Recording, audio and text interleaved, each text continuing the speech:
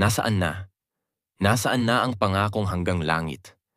Ang pagmamahal mong minsan kong sinamba, ang mga salitang paulit-ulit mong sinabi, hindi kita ipagpapalit.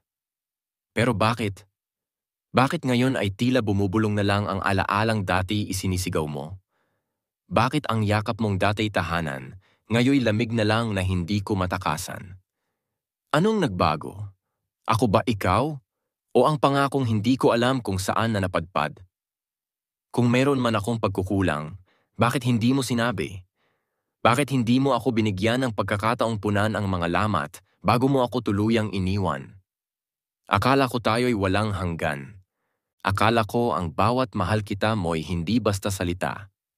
Akala ko hindi kita ipaglalaban. Dahil sabi mo, hindi mo ako kailangang ipaglaban. Dahil kailanman, hindi mo ako iiwan. Pero iniwan mo. At ngayon, ako'y nag-iisa. Habang ikaw, sinong kasama? Sinong niyayakap mo sa mga gabing dati ako ang katabi mo? Sinong pinapangakuan mong siya na ang mundo mo?